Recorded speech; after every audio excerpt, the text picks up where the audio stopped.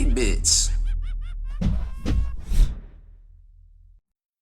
Make sure you stay in the trenches. Help keep our channel ad-free by becoming a supporter over on Patreon and also scoring yourself some free miniature swag in the process. Subscribe to this YouTube channel. Check out our site, spikybits.com, for all the hot hobby tutorials, news, rumors on all your favorite hobby topics. And head on over to thelongwar.net. That's the home of the battle reports for exclusive content, early access videos, and more. Become a veteran of the Long War today.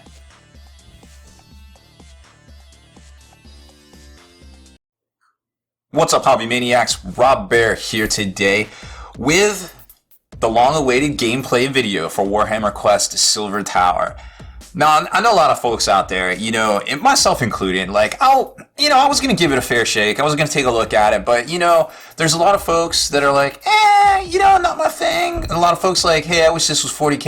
And then there's a lot of folks that maybe should take a closer look at this game because, to be honest, I knew I was going to take a look at it and I was going to give it a fair shake. And I was just like, you know what? Well, let me do my due diligence. Let me master this game. Read through it, study up, treat it like a college course because it is a fairly complex game as I started to discover, going through all the rules, mechanics, and things. And this is just a base game. There's additions and things coming out and extra characters, and we know with the app that there's going to be like 30 extra dudes that kind of lend their little flair to the game in here too.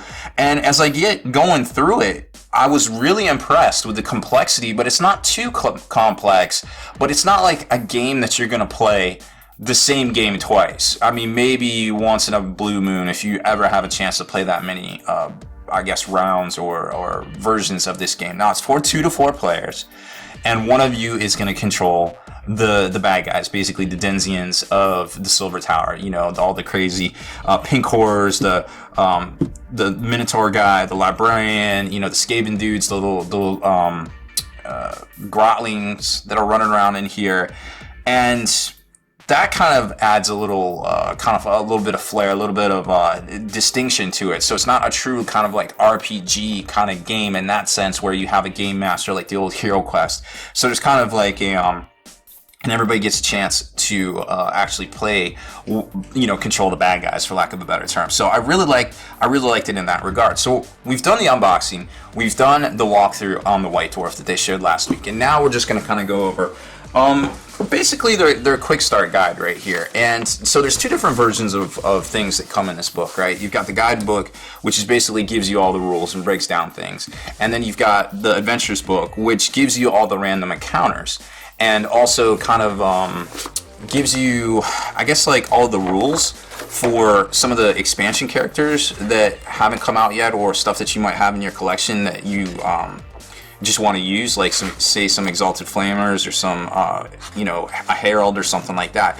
It also sets the narrative for the whole event. You know what I mean? Like, basically they say when you start a trial, you go to this page right here and you read this blurb, the legend begins, and it's like, the opening. You're sitting around, you're an elf, a barbarian, and an ogre, and you're sitting around the bar. It's like you pick out your first mission kind of thing. So it's got that RPG flair, that kind of D&D feel to it right off the bat, I feel like. So then it kind of sets the stage, and it goes. They call these, I forget exactly what they call these, but they're not encounters. They're I think they're paragraphs or something, but basically what it is, it's both a random occurrence and also kind of a like a narrative kind of thing to it. And I was wrong at first because, well, I wasn't wrong, I wasn't like incorrect, but I wasn't 100% in the know, and I guess they didn't really allude to it either. There's a thing called a random encounter, which you're going to see in here, and you roll 1 dice is the 10, you roll 2d6, 1 dice is the 10, 1 dice is the 1s. So, theoretically you're like, okay, well that's between 11 and 66. It's similar to the boon chart for Chaos Space Marines, right? But I opened this up and I'm like, there's an 01, there's an 02, and it goes all the way up to 90, and I'm like, well, that doesn't make any sense because you can't roll a 01 on on 2d6. You can't roll a 90. But what happens is that there's a lot of cards that trigger specific passages, and that's what they call them. They call them passages that you read out, and they trigger events, and that's also how you find things in game here that we're gonna get to as we go through the gameplay. So I'm just kind of setting up basically where you need to start, because it's a little convoluted. Maybe I just have a high learning curve when it comes to games, but You know, I kind of opened it up and I've been reading through it. It's about going on 3 hours now, trying to master it on and off between, you know, answering emails and things like that and corresponding with folks all over the world. But I feel like this isn't a game that you can just open up and play it right out of the box. You do have to do a little bit of legwork. I mean, you could, and you could muddle through it, and obviously your games are going to get better as you go. But you do have to keep in mind that it is a fairly complex, but not an unrealistically complex kind of game. And I really enjoy those kind of games, those kind of tactful games, like stuff like you know, Star Wars Armada. I actually prefer to X-Wing miniatures because of the complexity level in it, but it isn't too complex. Now, that being said, this is like very similar to almost to Age of Sigmar in some ways. Like if you played Age of Sigmar with on a 3-dimensional on a board that had hexes, and you had more specificity to it, I guess. I feel like that would be this kind of game. Almost, but it kind of steers you along a path, but not quite like an open gameplay with like multiple models like Age of Sigmar is. So it takes a lot of elements from fantasy, the old fantasy, and it takes a lot of elements from Age of Sigmar. So there's a lot of overtones there, I feel like, and obviously players of both will definitely recognize those as they go. So just some things to start out with here at the setting up. We're going to zoom in and take a closer look starting now. Alright, so some things to go over is you have the hero cards, you have the miniatures themselves, you have the fate board, which is right here, is how you can control a lot of things. Then you have your dice, the rune, to basically who's the poker dealer or who's in charge of the random guys, the bad guys, so to speak, the Denzians of the Silver Tower. Then you've got your cards, you got your exploration cards, your treasure cards in purple, your skill cards in blue. Then you've got your ingress points where basically you start the adventure, the bar where your guys are starting out, your chambers, your portals, and they're going to show you on each of these exploration cards. You can see it almost right here, how that all works. And then the adventure book. So then they show you the miniatures, and then it gets into the first round, and that's kind of where we're going to kind of pick up. Now, obviously, I'm just one person. This is straight out of the box. I don't have the stuff put together, but I can show you a lot of things of how it basically works and kind of walk through like a mini example game using what they show in here, okay? So for the first round, it's very simple. There isn't any random occurrences or anything like that. It's just basically setting it up and kind of getting the juices flowing, so to speak. They go over dice terms. We all know what a D6 and a 2D6 is. You know, 1D6 is this, 2D6 is this, a D3 is, you know, 1 to 2 if you roll it here, or that's 1, you know, 3 to 4 is 2, and 5 and 6 is a 3. You can also wait during your turn if you want to be strategic for some reason, you know, to go after something or perform an action or something like that. So here's the fate board when you set it up. And then here are the little cards, basically how your renown cards. And once you go around, you get a trait. And a trait is basically you pull from the skill deck, which can give you really cool stuff. And based on each character, right here, they have traits known that are very common to us in Age of Sigmar land as, you know, keywords. Well, now right here, these are called traits. And depending on what you pull, you know, for a skill, you might get this like Eye of Fate card right here, where it gives you a bonus if your hero is celestial. All other players whose heroes are in the same chamber as yours can do the same, where you basically reroll saves a 1, which is obviously very beneficial, right? So you're kind of starting to see how they're setting this up, and they give that Age of Sigmar flair right there, but they also kind of have that RPG kind of narrative element to it as well, but not quite, you know, with the whole conventional Dungeon Master kind of thing. So the very first thing you do is called the Destiny phase, and there's actually 4 phases. There's the Destiny phase, the Hero phase, the Adversary phase, and the End phase. And the Adversary phase is the bad guys phase. It's controlled by whoever has the dealer chip right there, you know, the icon is Zinch. Alright, so the very first thing you do, like it said, is you roll your Destiny dice. And you'll notice here on this board that there's blue spots, which correspond with 5 dice right here. The purple dice are the Destiny dice. And there's also these purple spots, which are the lock spots, because these are like a community pool, but you can't be a greedy, you know, Warhammer Quest fat kid and try to do all the actions, because there's no limit to actions you can do as long as you can actually perform them, and you can actually use these dice as well. However, you'll see in a second here basically how it works. So you roll the Destiny dice, and there you go. So this being the first round, there isn't a random occurrence. But you always take out the doubles, which would be these 2 ones right here. And then there'd be 3 uniques. So basically this goes into your community pool for anybody to use right here. Kind of like how they show right here. And then the doubles are taken out. Anytime you get a 1 or a 6 removed, you roll on the random occurrence chart, which handy dandily is on the back of this page right here.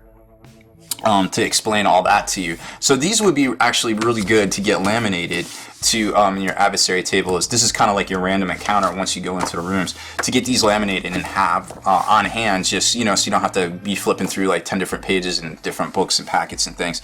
So this is where you roll, if it happened, which it wouldn't on your first turn. You would roll, you would say like this is 10s and this is 1s, and then you would consult passage 54 because something just happened basically. So you kind of get how that goes, and it only happens once. But you notice here, this was actually an ideal roll, right? It's because you got 3 dice in here, which is kind of, it seems to be about the most randomest, or the most common occurrence. For you to get all of these dice, they literally have to be 1 of each different number. So that's not going to happen very often, but what does happen is you roll doubles quite frequently for a lot of times. You're always just normally going to roll a double, I feel like, on 5 dice. I didn't do any math, it's just shooting from the gut right there. Now this one you got triples, so you have even less dice in here.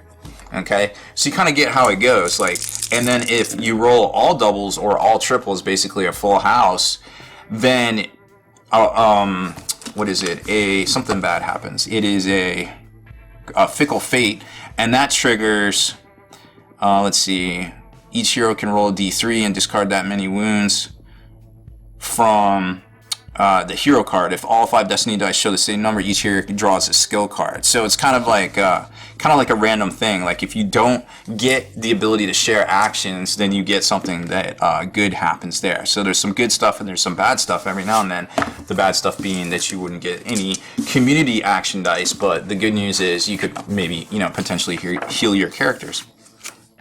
So then the hero phase starts, and each player takes time to basically do their actions, and there's multiple actions that you can do, but each one goes in order. You don't like tick-tack back, you do stuff. And then, for example, just kind of like in the book here as well, we got the Knight Questor guy. So he grabs his Knight Questor dice, which are the blue ones, and you roll them out. And you're like, okay, well, I got some numbers there, and then you put them on your card, and then you can assign these to do different actions. Or one of the things you can do is some of the stuff in his card right here, like if you wanted to go into a guard stance, like you're going to go into a hard fight, you could put a hero dice here, and while it's here, your save is 3+ instead of 4+, and then that can be any of these dice. So obviously a 1 might be a good one to put right here, right? Well, actually you can't, because it has to be a 3+. So if that's at 1+, you could. So you basically move it there, and then you would be a bonus to your save. Now, the random mobs that walk around don't get saves. They just take the damage, but these guys always get a chance to deflect. The heroes get a chance to deflect the damage. So we're going to put this aside and come back to it for our example here as we work through the booklet. So that's basically how that works. A hero's turn, they can perform a whole bunch of different actions, not just what's on their card there, but they also get to explore, they can move, or they can do the recuperate, where they get wounds back, but it kind of like has a cumulative upkeep, like you go from 1+ for the first time to 2+ to 3+. So it's actually very easy to not die per se, and when you do die, you kind of come back. And we'll explain that here as we work through the booklet. But when you do take wounds on your card here, you start taking wound markers. And as you take wound markers, you get less dice to roll, which means less action, which means you have to rely on the community dice pool more, which makes it more important that, you're kind of working with your people and you're not screwing your friends over, because you might be in a perilous time where you can't perform actions and you need the help, or you need those community dice, and you want everybody to, be on the same team, right? So there's actions on the card, and then you can do other stuff like explore. And what explore does, it's 1+. Obviously, you're just say, hey, you're always going to get a 1 on a dice, so you're always going to be able to at least perform this action, right? After you turn, which one was this? Oh, this is the one where you basically flip a new board. Like if you're at an exit, you say I'm exploring, and then you reveal a new board tile for you basically going through the exit and creating a new room. Move is 1+ for your dice, and they can move up to their movement characteristic, which on the knight here is 3. And recuperate, we just kind of talked about that as well.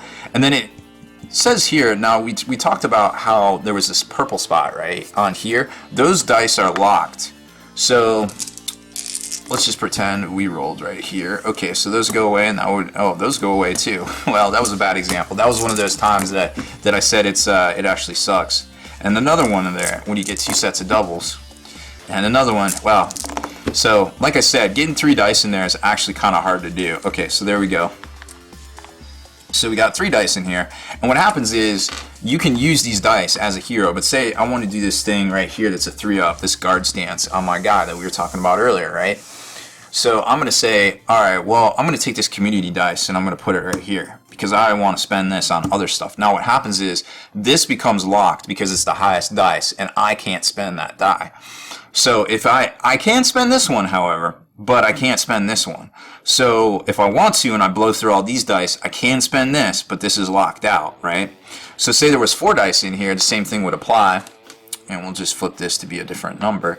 So say I wanted to spend this one, I would spend it, and then this one would lock, and say I needed that 3-up, then this one would lock, and I couldn't spend any more. Now the last guy up can always spend all the dice that are left in there. He's not penalized in any way for that.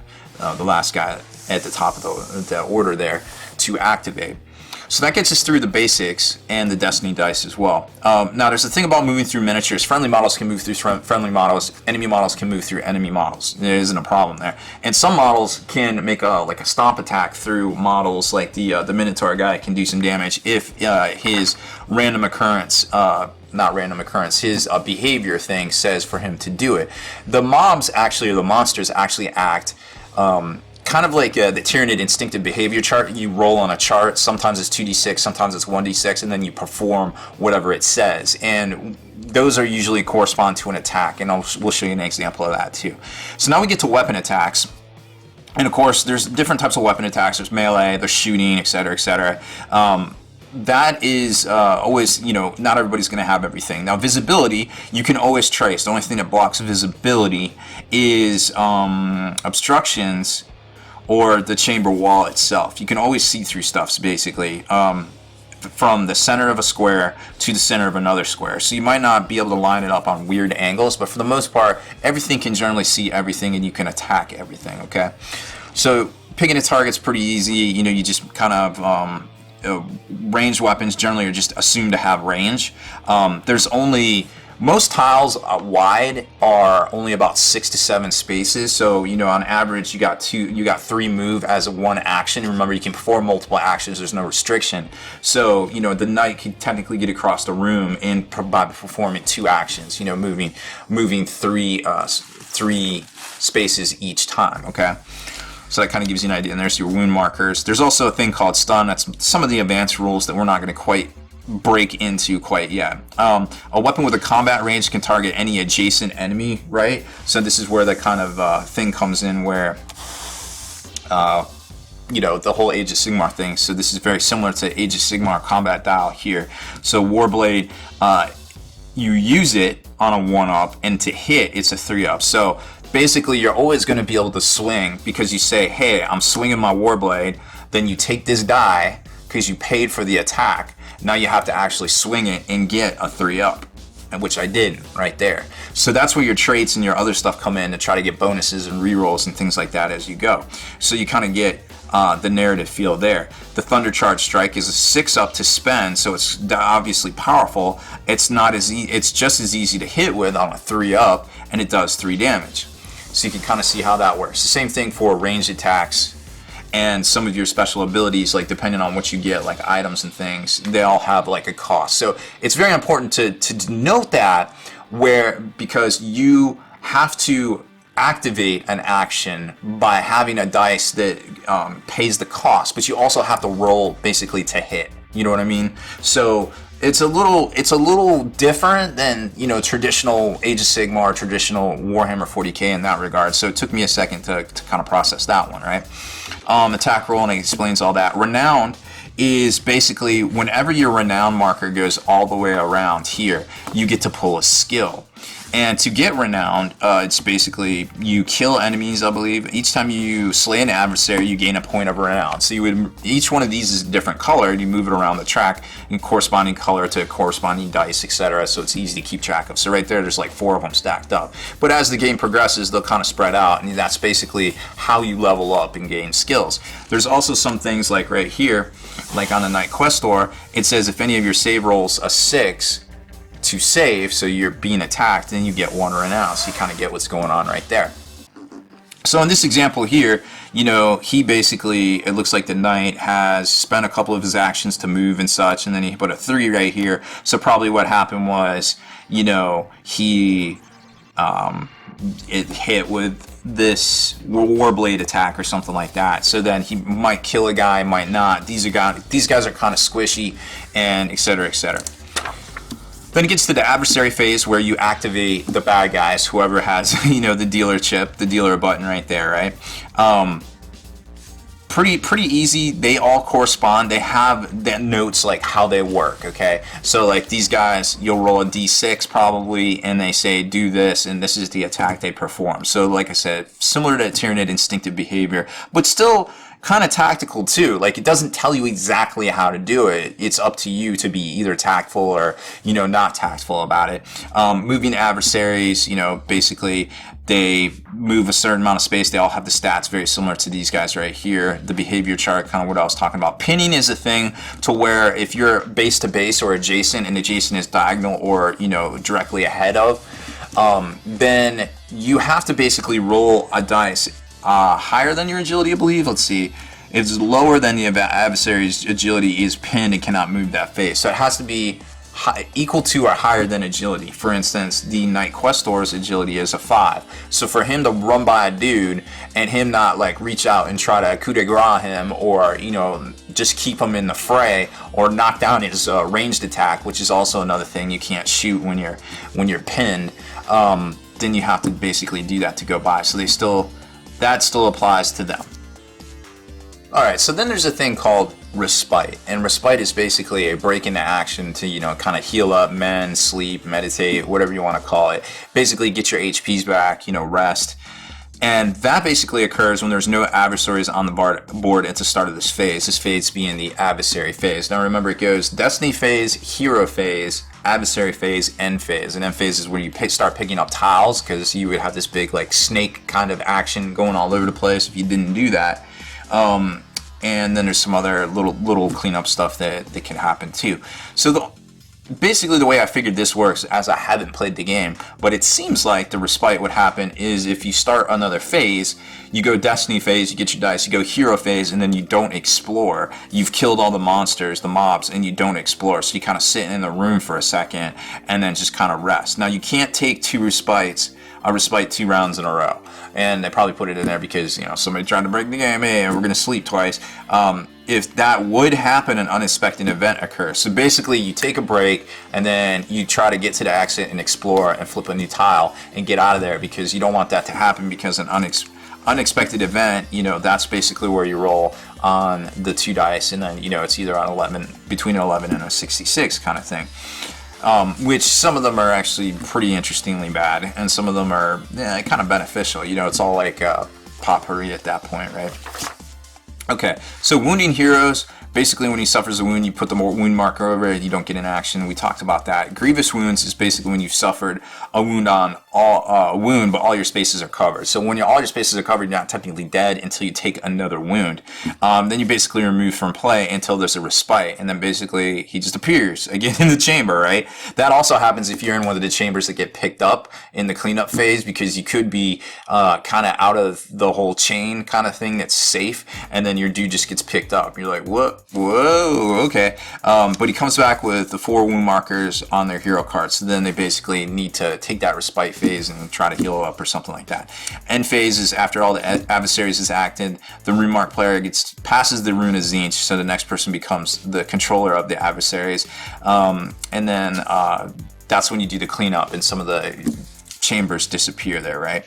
Destiny roll, we talked about that. The consequences of destiny is what we talked about after the first turn, and that's where you could either get things or an unexpected event would occur based on what happens. Ambushes are really interesting. So it's basically it could happen during a respite because actually when you do respite, so you have to roll a dice and add the number of skill cards the heroes have between them, and then if it's over a 9, an ambush happens. So it's more likely that you won't have time to rest as you level up your dudes, as you push your way and become more powerful through the hall, right? And that's what an ambush is there. Further rules are things that might happen, but you don't necessarily need to know about them at that time. Like there's dead ends, like if you don't have an exit. The actual exploration deck kind of splits as you go into rooms and they have more and more exits. You have to like split the deck, and there's specific rules for that. Like if you go, if you split it 2 ways, then you have to split the deck 2 ways. You could split it 3 ways and it splits, and then the deck can combine, because it's basically the swirl of all the rooms and everything kind of coming together, which I thought was pretty neat, background wise, and just the whole Tzeentch Silver Tower-y thing. It's basically a labyrinth. Vanishing chambers. So kind of how this works is the active chamber is safe. Anything touching that chamber and those chambers is safe. So that could actually be a decent amount of stuff, or it could be a little amount of stuff. It just kind of depends on how you lay out your room. So like in this example, this chamber would be the active chamber, right? So the chamber touching it and the chamber touching that chamber is safe. But you could have the same exact thing over here, kind of laid out, or you could have branches this way. But either way, at the end phase of this step, this would disappear, basically. It would be a vanishing chamber. And if any dudes were in there, they would suffer a grievous wound. And then there's some special rules and things right here, and basically how it works. If you get amulet shards, which the ultimate goal is to get 8 of those and assemble it together and then go fight the Gaunt Summoner. But if you have one on you, which we're going to see how you get those, you heal D3 of your hero's wounds at the start of your next turn. So they're very powerful, and it's a good thing to have, and that's basically what you're doing, is going around scooping those up, trying to level up, trying to get treasure in between the duel or the trials. So that's basically it, and then it gives you a bunch of more fluff there. Now, how you start the actual game, because you're probably like, well, that was great, but I don't really get what the whole point of doing this is. Like, how does it start and how does it end? That's actually a good question. So I couldn't tell you. I assumed this game would take a couple of hours, or at least comparable to a game of Talisman, not like the full-on board, but very similar, I would imagine, right? So basically what happens is when you first start the game, you roll, you go through passage 84. Let's see, if this is your first trial, so basically you're doing trials, and each trial is supposed to bring about, hopefully you find a piece of the amulet, right? But after the trial is ended, you basically reset your dudes. So you kind of leveled up, and you probably might forget things. Each player rolls a dice for each treasure card they have, and on 1, 2, or 3 they return it to the treasure deck, and on 4, 5, or 6 they keep it. Any fragments of the amulets that are kept by players that took them, because that's the whole point, is to try to find these amulet shards and go fight the Gaunt Summoner. And then there's other specific rules too. So starting a trial is basically you go to page 89. And remember how I said this encounters thing is only 11 through 66, but there's 01 to 90 of these things, right? So there's ones put in here in specific orders to do specific things, and this is one of them, starting out on page 89. So you start at page 89, and passage 89, and this is why it's all going to make sense, right?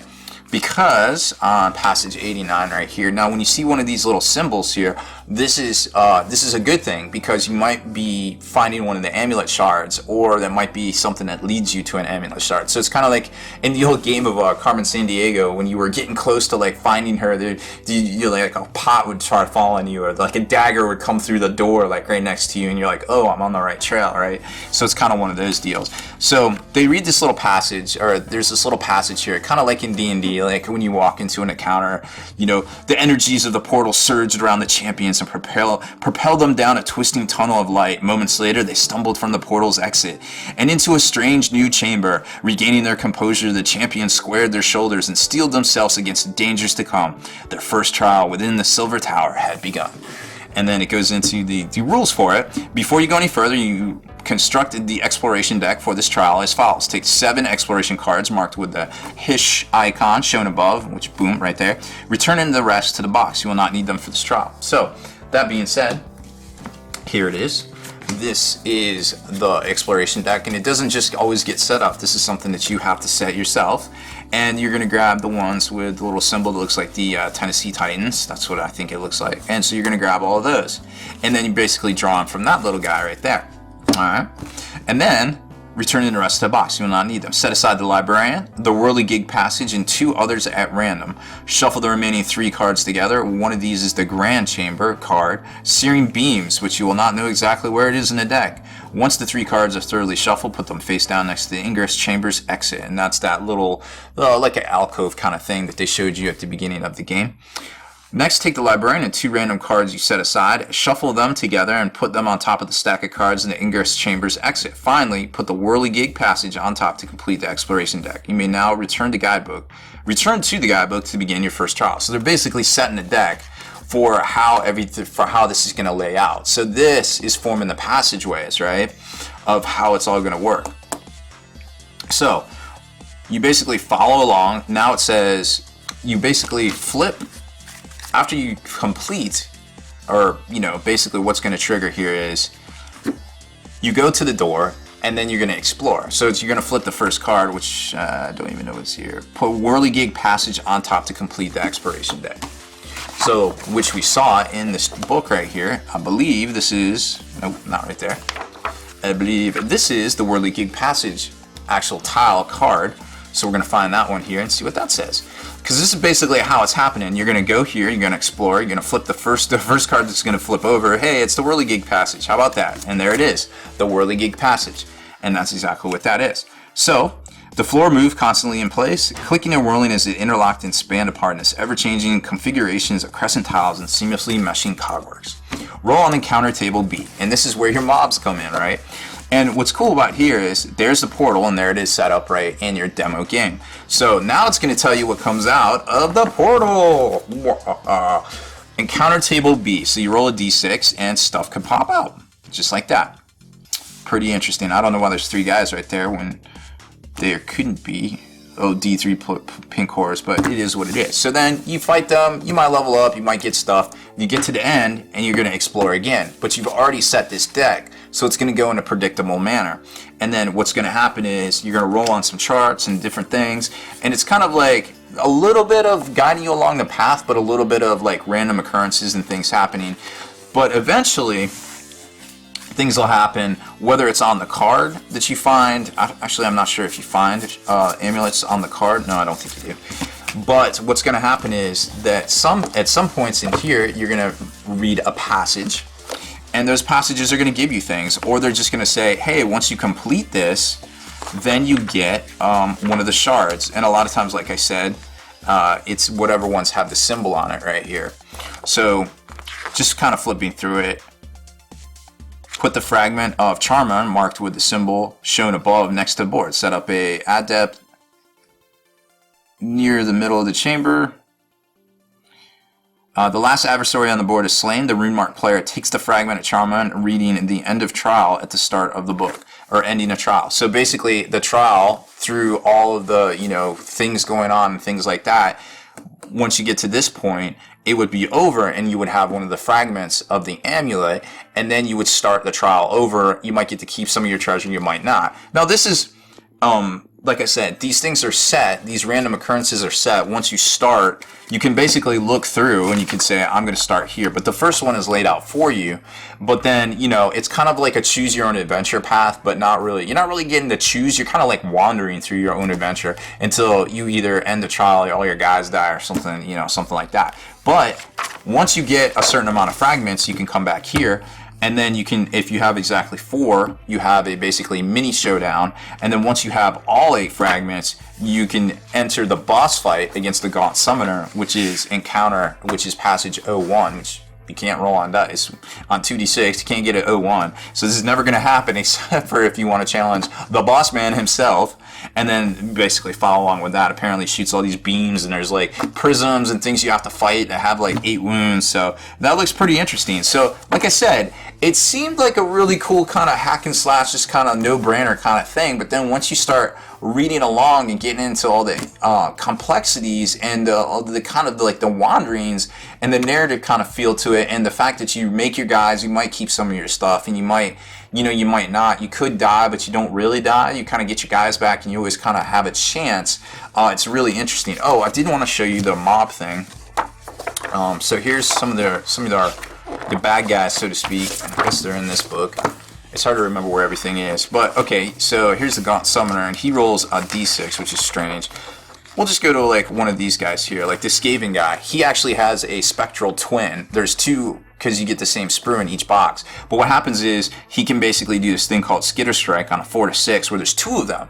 So now you got 2 to deal with, and when you attack one, it might be the illusion, it might not. But as you read here, you don't get to choose which actions you do. They just kind of happen. Like this one says, hey, it can shoot its it drops a shadow smoke bomb, and then it tries to like chuck warp stars at people. So you don't really know what's going to happen. It's going to tell you using these attacks. So it's a little bit different than your dudes.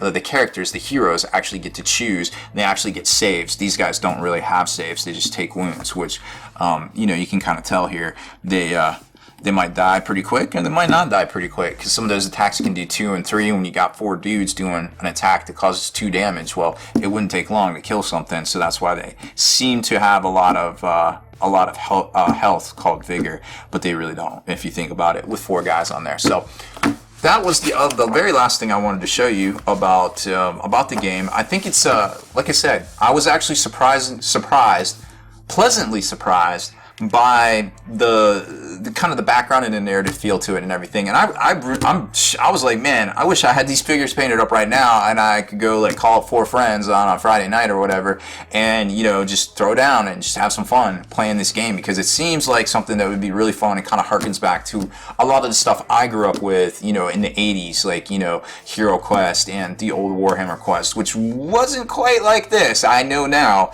and I'm digging it. I really like what Games Workshop did with this game, and like I said, I was just kind of gonna gloss through it and just kind of be like, oh, okay, cool, yeah, it seems neat, whatever. But this game actually is the truth, I feel like, and I can't wait to actually get an actual game in with this, because it seems pretty dope. That, and I want the little librarian models for my Chaos Army, my Chaos Demons too.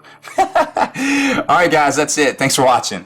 Deleted scenes, bonus content, and all the interviews and post-game wrap-up videos can be located in the Hall of Veterans on thelongwar.net. Visit thelongwar.net today and try a week completely free with no strings attached. That's not all. Thelongwar.net is also your hobby resource for exclusive early access with an ad-free experience to all your favorite videos. Members of the Hall of Veterans gain early exclusive access to multiple hobby videos.